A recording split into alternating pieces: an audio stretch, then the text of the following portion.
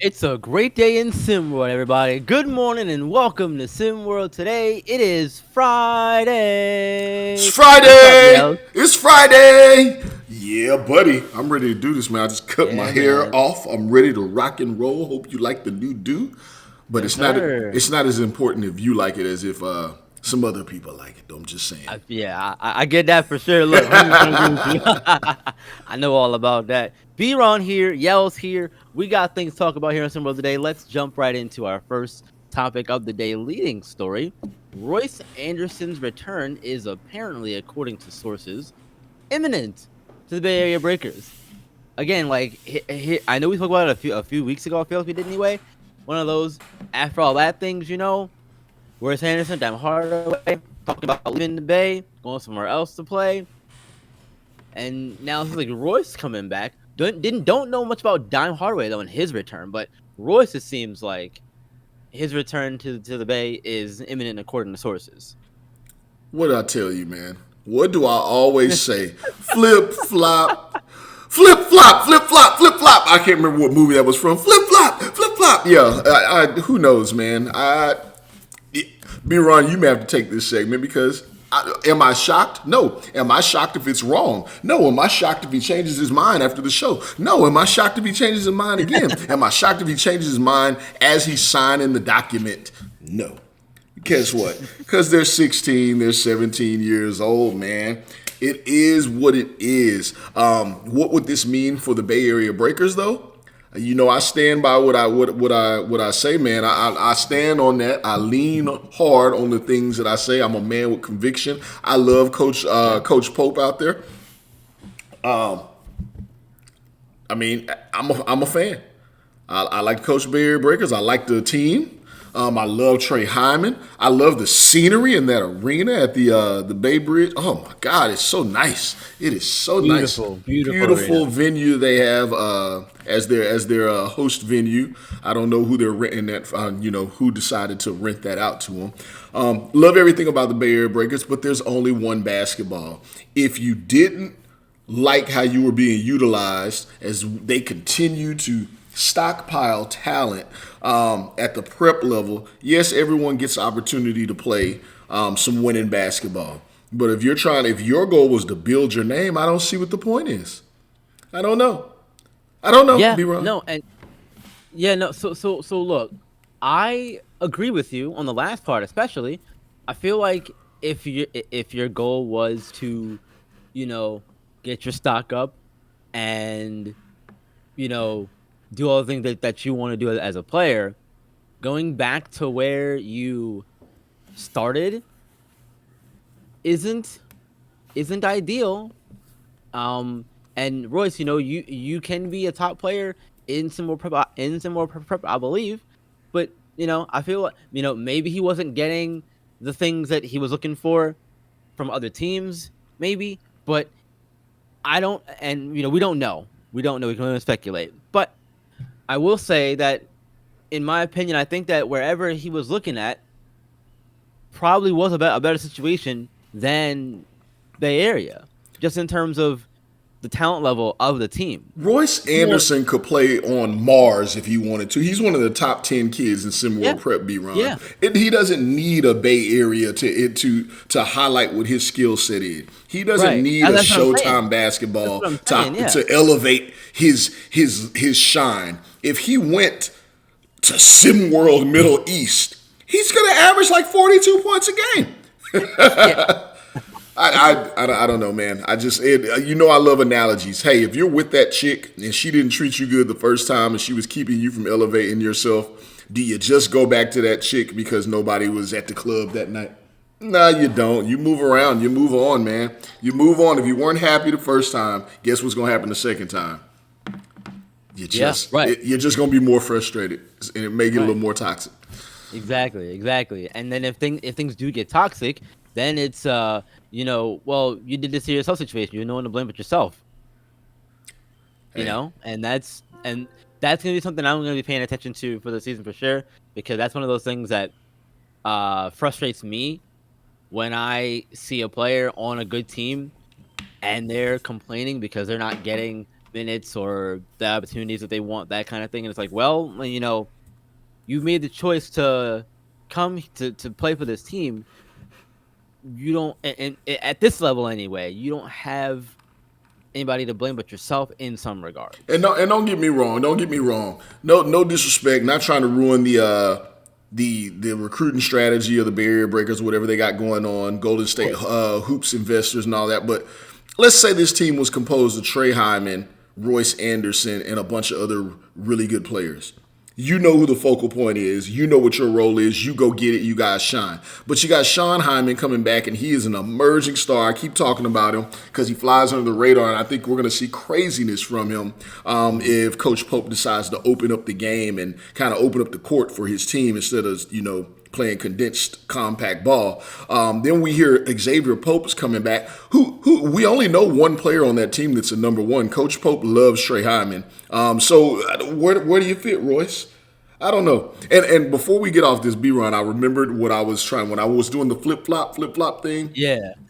It was an episode of The Office, and Michael Scott had a dinner party with his girlfriend Jan, who used to run the company, and he was referencing how he got a vasectomy, and he was like, "Then I got it switched back, and then I reversed the vasectomy, and then I snip." Oh God, it was hysterical. One of my favorite episodes on television ever. Royce, don't be Michael Scott, man. Make up your mind, bro.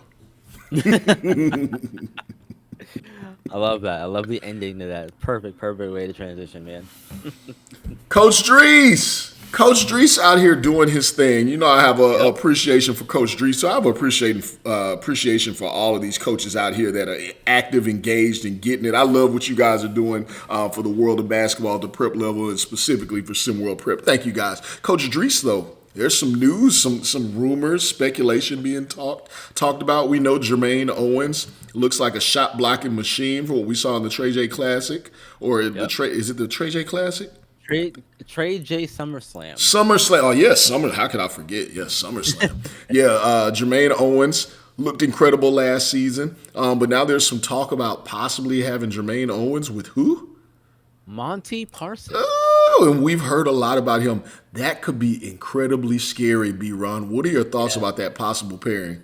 Man, I love this pairing, and I had a hard when I saw this morning. I had a hard time just focusing on these two players because I was like deadly duo, trio because they're not tall. So like that's so fun to have Well, these I two. think they're talking about I think maybe in the context is in the interior, but talk about them all, Yeah, B. Ron. right. Yeah. So that interior, if Owens and Parson and get on the same page, gel together, communicate on the floor, rotate, switch appropriately, all that good stuff on defense, man, that's gonna be a scary interior to go up against if Parson is going to start from day one as the as an elite member. Yeah, I mean, if he even goes there, right? Yeah, Again, right. If he goes there, right, flip flop. right, But if he ends up exactly. going there, yeah, I think that's an incredible like for what we know, or at least what we seen last season from what Coach Drees wants to do. What we've heard from ownership and Tyreek Battle. It's a defense first team. Then you bring in a Monte Right. Parsons to beat you up inside. You know what's just as good as defense nowadays in the game of basketball is a really physical offensive player. We watched Giannis beat players down in the NBA over the course of 48 minutes, where they're so attacked and so bruised, beaten, and battered on the offensive end trying to guard him that they're just exhausted. So that takes a lot out of your team too. So you get a Monte Parsons who's been what we've seen. He plays a physical style of offense. Not a bad defender. You still got Orland Mock, Jermaine Owens. I'm just saying, good luck going into the paint against this squad next season. Yeah, and the thing is too, if they can have the physicality on both sides of the floor, like you said, Yells, that's gonna tire them out. They're like body blows to a boxer or a UFC fighter or whatever. As those rounds go on and you later into that fight, you get more tired and you can't do the things you were doing early on in the game. So that's gonna take the wind out of a lot of team sales, I think, if these two are beating up on you in the post all game long. Yeah, and don't you throw boxing out there this morning like that. It's a Friday. I don't have to follow FCC rules so much. Charlo, you didn't represent for Houston. I didn't expect you to win, but you got your ass whooped. Moving on. Moving on though, yeah, Jermaine Owens. Again, I'm really high on him because I'm a fan of the old school big that protects the rim in the way he does. I will play some devil's advocate here. Jermaine Owens, for all he does defensively, I'm gonna need him to finish a bucket, but that's where Monte Parsons come in. If you want to go into the post, we've seen Monte Parsons can go get it in a myriad of ways in the post, not just back to the basket. He can face up from that elbow, and like I said, he's giving defenders in the interior the blues what we've seen in. And I've had a chance to see some footage of some pickup games and a few other things, but I do know there's some other clubs courting Monte Parsons, quite a few, as he's a hot commodity in SimWorld Prep. But you get those two together, that solves all the missed putbacks and some of those rim attempts from Jermaine Owens that were not successful. So I think it could be a nasty pairing. Nasty. Absolutely, yeah. I think it could be too. Man. We had the Basketball Without Borders games yesterday. We had 2 games yesterday, matter of fact. Australia earlier in the day, and then the Latin America game was in the evening. And, those 2 games were, from what I saw of the Australia game anyway, man, there was, again, like, both these games were just, talented players going out there and showcasing their skills for everybody. And, for both of those regions in particular, both of those teams in those areas, they're retooling and trying to figure out what they can get for the upcoming season. So anybody in those games in particular really stand out to you? Cut it out. Torian Samora, if I'm saying it right. Yeah, I think so. I've already heard that coaches are reaching out to him just after one game of offensive explosion. I think what he showcased there, who knows what his actual ceiling is offensively, but what he showcased is mind-boggling speed as he continued to make Cole Webb look like the slowest player in all of SimWorld Prep as he blew by him.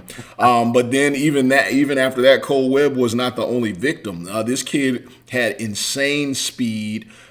He was getting it done at a very high level, 31 points. He played some good defense as well. Even it's kind of small kid, but I think he showcased a lot. And furthermore, in that game, if we're just kind of talking about highlights and or lowlights, Musa Mashad looked really good.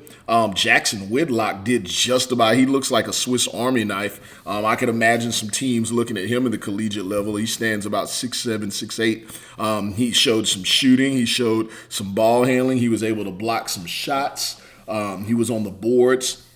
He looked like a all-tool athlete in the game of basketball. So I know some SW guys will be looking at him, and that's what it's all about, is putting it on display for the SimWorld U scouts. Conversely, Cole Webb didn't look so great. I don't know if he was checked out, if he's already mentally he's in America and he's like, I'm done with all this Australia stuff, mate. Or, who knows, but he did not look great. It wasn't just that he was getting blown by essentially, at this point, a no one at this point. He's becoming someone now. But it wasn't just that on the defensive end. Offensively, he just didn't look efficient. Even though he had a great stat line, he hit some big shots. He was Cole Webb, but what it did look like was a lot of us just expected to see him dominate that game and showcase that he is head and shoulders above everyone in Australia, especially if he's planning on coming stateside to play. We wanted to see you dominate in Australia. That's my take on Australia. I do have some thoughts on Latin America. I want to see what your thoughts were on the Australia Basketball Without Borders exhibition, though. Yeah, so the Australia game, I mean, you hit on a lot of points there. I talk a lot. I'm sorry. No, but that's good because that helps me to kind of get my thoughts together too. And I agree with you on a lot of the things. Cole Webb in particular, I just want to focus on him for a minute, just because we know he's kind of the main guy there in the Australia region. When you are as talented as Cole Webb is, you expect a player like him to come out and showcase, why he is, who he is. That makes sense.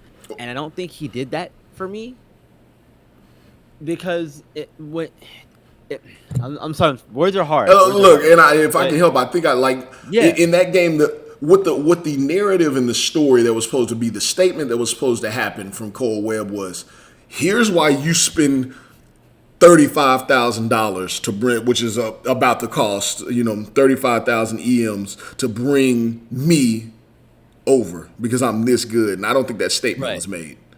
Yeah, right, Yeah, it right. was one That's game. what I'm saying. It was one game, but uh, Right, exactly, exactly. That's what I was trying to say. Thank you. um, moving over to the Latin America side of things, though, ooh, I want to lead with this real quick. I think all the talk has to be about Olvin Carballo. yeah.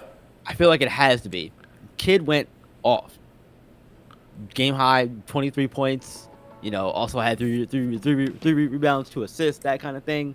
A- And he did all that, and Team Gray lost the game. Now, the wins and losses don't matter in these games, but in of itself, that is still impressive. Say what you will, but putting up that effort, that kind of performance in a loss, uh, is just, man, that's crazy. Hey, there were a couple people I didn't see show up in the way I thought that they would. Notably, Gabe Pope and J Mo. They had some really good plays, but it looked like they were deferring a little bit, helping their teammates showcase their skills and just how good Latin American basketball is. And I think they did just that because Olvin Carballo went and got his. He did his thing, another speedster, and he showed a lot of versatility in his game. Richard Hennessy, yeah, drink up. He definitely did yesterday, and he looked like that's what was he 7 feet tall, 270. I don't know if that's accurate, but Can't he sure teach looks that, man. he looks like it. Right? Yeah, right. Yeah.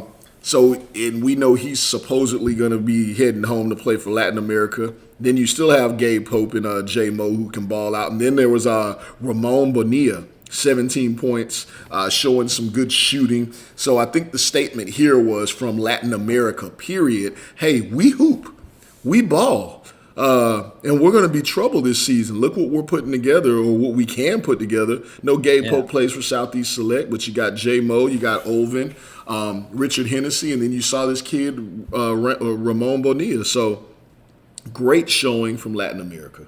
Great showing. Absolutely, and good luck to all of these kids from both sides trying to get on teams this season. I know the rosters are only so big, so not everyone's gonna find their way onto a team. But if you can make it there, why not, man? Good luck Hey, to you. All the but the same. ones that are showcasing on the international level, showcasing their skills in these basketball without borders on NBA TV, just want you to know we're kicking y'all's butt, NBA TV. Our production murders yours, by the way. But yeah, I think that I think that underscores the roster that some of these teams will be looking at. Latin America, I think they could honestly just have solidified their entire roster from looking at that game. They could pick, like I said, Caballo and Bonilla. Bonilla. Yeah, I mean Yeah. those are. It looks like an easy fit there. So looking forward to it, sir. Yeah, for sure, for sure. So I see the headlines of the next topic coming up, and Making I moves, love making my moves, making. make $1 million. I love I love that. I love that. First of all, anyway, it's about Showtime basketball though. You know, Showtime is an area where you expect to see and hear a lot of big things coming out of there, but it's been awfully quiet, and they haven't made a lot of splashes at all. They have gotten a soft commit from Brendan Romine, and their other soft commit offer went out to Brendan Crawford.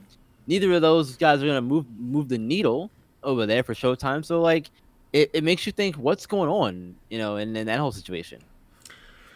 Maybe the flash is gone. Maybe the thrill is gone.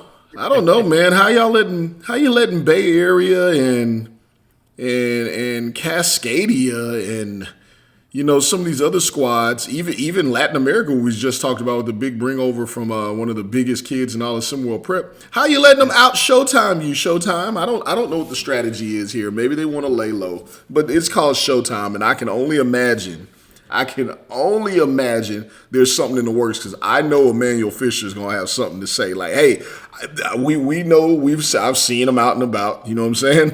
Yeah. In the circles, maybe he's a little busy on set or what have you, but you could definitely imagine that he wants a spotlight on this team. They're called Showtime. It's out in Hollywood. Yeah. I don't know. I don't know what's shaking, man. I don't know. I hate saying I don't know. I'm left saying that a lot in SimWorld Prep because I'm not sure I understand these kids like I used to. But on the recruiting side, maybe there's something that's being held. Maybe it's being held back like a really good movie. In my opinion, all the best movies, you can't really see what's coming until the very end. Yep. That's why I'm a big, or I used to be a big M. Night Shyamalan fan. Don't judge me. But yeah, you don't see it coming until the end. So maybe this is one of those kind of scenarios. Loose lips sink ships, so they don't have much to say. And then the moves will be incoming. Yeah, we have to remember that this is just soft commit period. The actual commitment craze period where we're supposed to actually officially commit starts this Sunday. So again, maybe just like H-Town, they're saving their best stuff for that point in time when it actually matters, so to speak. Maybe more to come. Yeah, exactly. Not spend too much time on that one. That's kind of what that is, right? But I have a little fun thought Friday thing I wanted to run by you. And I'll even start just so you can have an idea of kind of what I mean by this. So, and I want you all to play along at home, or wherever you're listening to it, play along, and let us know what you would do in the situation. So, I'm calling this is a future Google search scenario. So, think of it like Back to the Future, if that helps. You fast forward to 2030, and you get one Google search. And you can bring that one Google search back with you to 2023, to today. What would it be? So for me, I'm not going the financial monetary route. I'm going in a more personal direction. Okay. For those who don't know, I'm a big anime guy. Oh. And one of my favorite anime, and it's a sports anime. It's called Ace of the Diamond. And I just want to know, if season 4 came out, if I fast forward to 2030, that's what I want to know. Ace of the Diamond, season 4 release date. I want to know when it's coming. Because I've been waiting on this on season 4 for a couple of years now. And I want to know if it's out. So that's what I'm doing. That's what I'm doing. What about you, Yels? What do you do? What are you looking for in 2030?